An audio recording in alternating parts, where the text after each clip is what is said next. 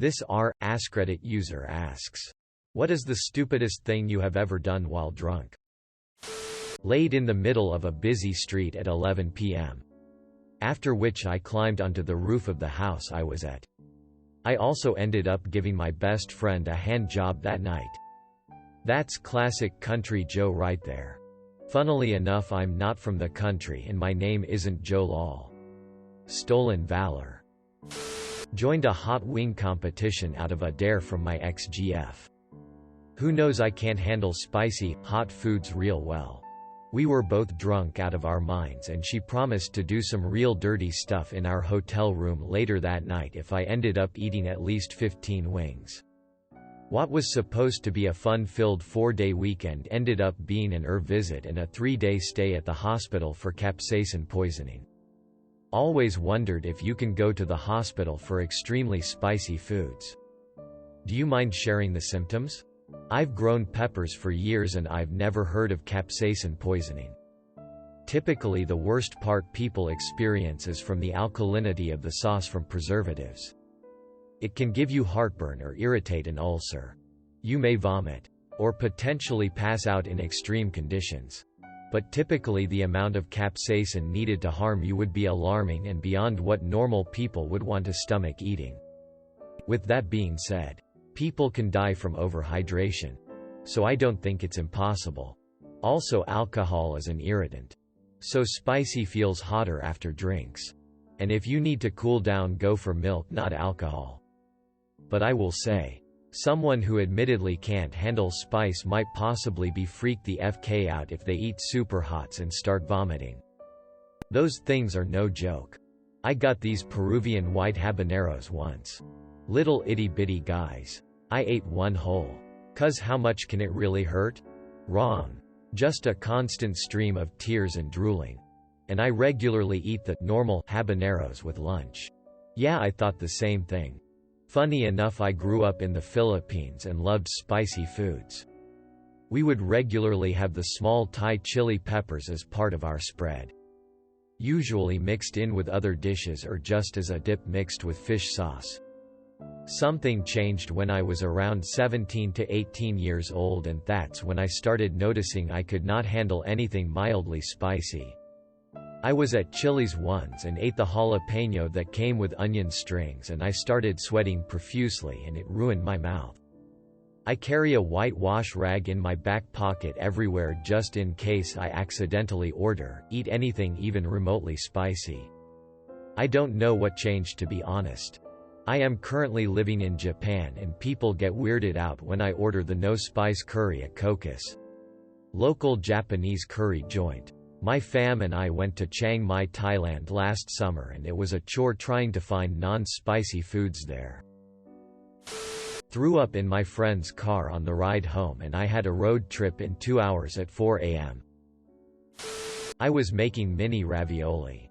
I went to the sink to drain out the pasta water, but I forgot to put the strainer in the sink. So all of my ravioli just went down the drain like a slip-end slide. I mean, who likes to admit he was eating 9 cans of ravioli? The first one doesn't count. I burnt cans 3 and 4. Caught a train to Budapest from Prague but left my stuff in Prague because I forgot to check out of my hostel. Wow. I often have nightmares about this. Wow. That sucks. How much of an inconvenience that was? Still had a long way to go or lost anything too precious? I booked the wrong train, so the train from Budapest to Prague took 7 hours rather than the normal 3-5-hour journey. Get married. At least I had a prenuptial agreement when I did it though. My now husband staying up drinking a wine called Casillero del Diablo that was advertised as the official wine of Halloween. He wrote me a very sweet love letter with tear stains on it. Placed it on my pillow. And passed out outside on our patio. I found him that next morning. We still never buy that wine to this day. This one's really sweet. Drove. Seriously. Don't do it. I got to a friend's place after consuming enough gin to inebriate several donkeys and decided to eat a whole plate of Rice Krispie squares. Which I kinda remember. The passed out under a pool table. No idea how I got there. During the course of the early morning hours. I relieved my stomach of all that unnecessary cereal and marshmallow. Through some miracle I was lying on my front and didn't asphyxiate on all that once sugary goodness. I did however roll in the mess and remain motionless long enough for it to set. I finally regained consciousness to find my head, shoulders and back stuck to the hardwood. 20 minutes later, 2 hockey sticks and lacking a chunk of hair, I was free. Free to climb into a car for the 8-hour ride home. To this day, whenever I smell gin, I always get a slight hint of marshmallows. Cocaine. And have sex with someone I totally didn't want to. Oh yeah, I forgot. Crashing my car into a Sharky's parking lot pole, leaving the hood and fender unfixable. All in one night. Dong. Sophomore year of college. Friend of a friend had an apartment with roof access on a 3-story building. Has a party one night. Lots of people, so most overflow onto the roof. I'm pretty drunk. But happy, daring, bulletproof drunk. AKA stupid drunk. My roommate comments to me that I am too close to the edge of the roof. I know he has a big-time fear of heights. I decide I will do cartwheels on the edge of the building to make him uncomfortable and because I think it will be funny. Happy ending is that I did not end up falling and hurting myself or dying. But it is one of those things that I do ask, WTF was I thinking? That was very stupid. When I was in college, I got drunk one night and punched a pint glass. It ended up slicing my finger. Really badly. Like there was a flap of skin that came up. Went to the bathroom and ran it underwater. But it just kept bleeding. I didn't know what to do and was too drunk to try to deal with it. So I just wrapped my hand in a towel and tried to go to sleep. Woke up to knocking at my door and it ended up being security. He followed a trail of blood from the bathroom to my room and wanted to make sure I was all right. I showed him my finger and he was like, "Come on. You gotta go to the hospital." Dude was a bro and drove me there even though it was like 3 a.m. Saw a doctor and he had to give me a bunch of stitches. He said I was very lucky because if it was just a tiny bit deeper I would have probably had done permanent damage and lost mobility of the finger. Now I have this scar on my finger shaped like a Nike swoosh. To remind me not to be stupid and try to fight glass. Just don't do it. In my defense, I am a beer drinker who was given hard liquor shots. It rarely ends well. This particular night, I headed out to the patio for a smoke. And asked a girl for a light. She was by herself. And it was crowded. So I asked if I could join her. We started talking. And we actually hit it off pretty well. I finished my drink. And she was close to finishing hers. So I asked the server to bring us each a drink. She gave me another smoke to say thanks. And we continued talking. We talked about work, life, and had amazing chemistry. This is the point where my girlfriend came out to the patio to find out what had happened to me for the last hour, to find me in the middle of a date that was going very well until I introduced this new angry girl as my current girlfriend. It was at that point she dragged me back in to the table we were sharing with her parents. Her dad never offered me hard liquor again. TL. Doctor. Had a date within a date. Girlfriend didn't like dateception. Lol, going out for a smoke in the middle of dinner with your girlfriend's parents is quite a move in itself. I don't think I've ever met a chain smoker that would go an entire meal without a cigarette for any reason. I do now, although I have gone from 20 cigarettes a day to 10 and now never smoke before 6 p.m. I slept in a roundabout in the middle of the busiest street in the whole town. I became sort of a legend afterwards in my high school year. I'm from Germany and this was when I was 17. Had sex with a girl that told me she had herpes. Didn't catch though. Shout out her for telling you ahead of time. Hold up. She told you she had the herp and then you had sex with her? Or, you had sex with her and then she told you she had it? In the first instance, where she told you and you still had sex. Did you opt out of using a condom? Not sure if brave, stupid or lucky. She told me she had it before. I know condoms are not 100% effect against that, but she told me she was in remission and I was drunk and HY. Gave a Uber driver a $20 tip for a 10-mile drive. In my defense, they were a great conversationalist. I don't see this as stupid. When people do a good job, I like to recognize it. It's never a stupid decision to be the star of someone's day through small acts of kindness like that. I grossly over-tip when I'm drunk too, haha.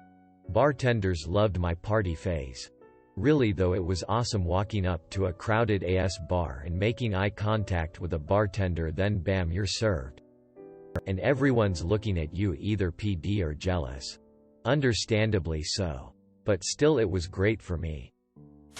Went for a walk at about 1 a.m. along the frozen surface of a canal. Woke up in fresh pants. Asleep on the bathroom floor. Smelling like I'd just showered. My wife wouldn't tell me what happened for days. Basically, I'd been afternoon drinking with workmates, which turned into evening drinking. I got home and went into the bathroom. Because I didn't feel so great. I was sitting on the toilet. Because both ends had decided to give way at once. Throwing up in the sink of our small bathroom. I fell off the toilet and passed out on the floor, and my wife came to make sure I wasn't dead. She cleaned me up, changed my underwear and covered me. That's as much detail as she would give me. She laughs hysterically when she sees Ferrero Rocher to this day. For some reason, that was my most recent. When I was younger, there were multiple incidents. Just as silly. Your wife sounds like an absolute keeper. She is. 25 years I've known her this year. Posted my address online during a drunken suicidal rant, lol.